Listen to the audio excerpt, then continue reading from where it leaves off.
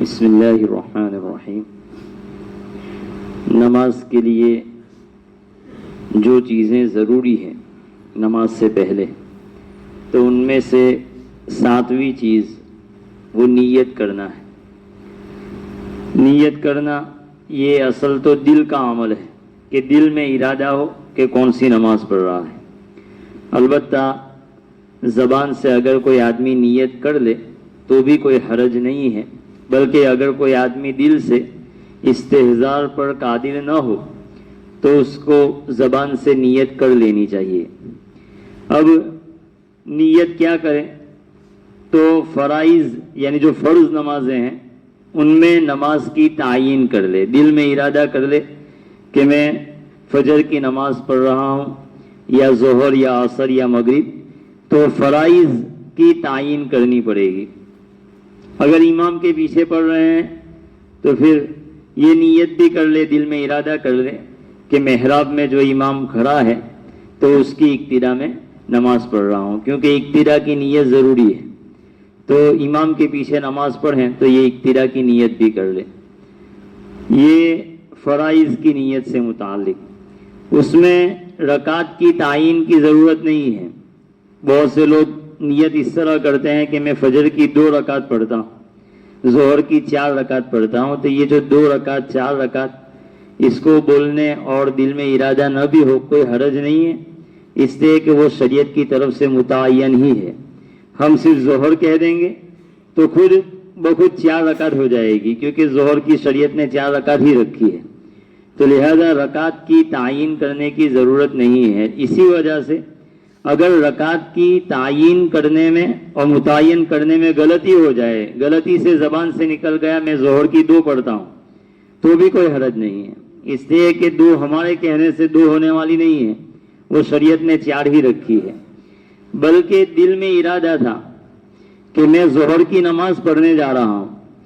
اور عین نماز کے وقت پہنچا اور جلدی میں جب اس نے نیت کی تو زبان سے ظہر کے بجائے عصر کا لفظ نکل گیا کہ میں عصر کی نماز پڑھتا ہوں، لیکن وہ گھر سے نکلا ہے ظہر کی نیت سے، تو اصل اعتبار دل کے ارادے کا ہے، اور دل میں ظہر کی نیت تھی، لہذا غلطی سے زبان پر عصر کا لفظ آ گیا تب بھی کوئی حرج نہیں، اس کی نماز صحیح ہو جائے گی۔ اسی لیے کہتے ہیں کہ جو جلدی آنا چاہیے اور نماز سے پہلے جو سنتیں ہیں ان کا اہتمام کرنا چاہیے۔ یہ سنتیں رکھی ہی اس لیے گئی ہے تاکہ آدمی ہزاروں جھمیلوں کو چھوڑ کر یہاں آتا ہے، اب اگر عین وقت پر آئے گا تو اس طرح کی غلطیاں ہوگی، تو پہلے سے آئے اور سنتیں پڑھ لیں تو اس کا ذہن نماز کے لیے تیار ہو جاتا ہے، تو پھر اس طرح کی غلطی نہیں ہو پاتی۔ بہرحال اگر کبھی اس طرح ہو جائے تو نماز صحیح ہو جاتی ہے۔ یہ تو فرائض سے متعلق۔ جو نوافل ہیں تو نوافل کے اندر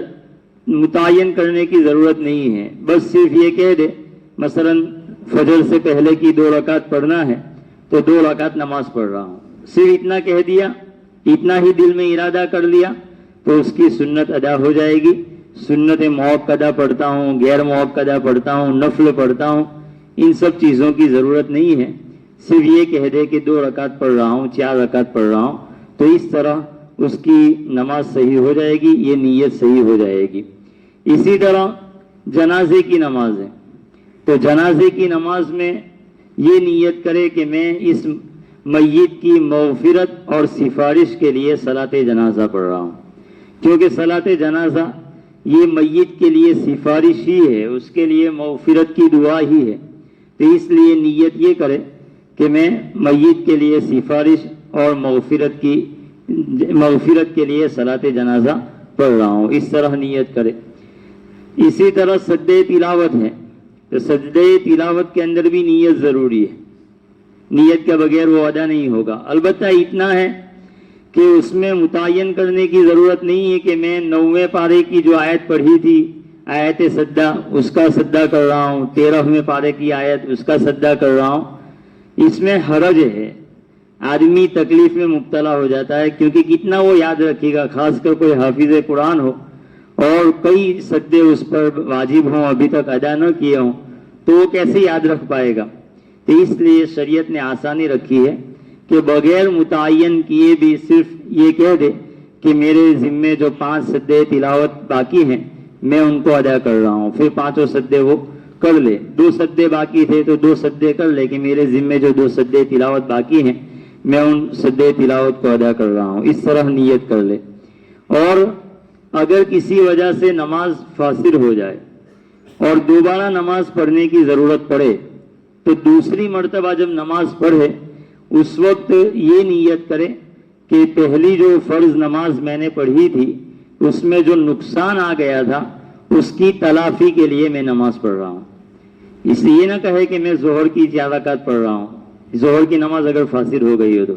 اس لیے کہ جو فریضہ تھا وہ پہلی نماز سے ادا ہو چکا ہے،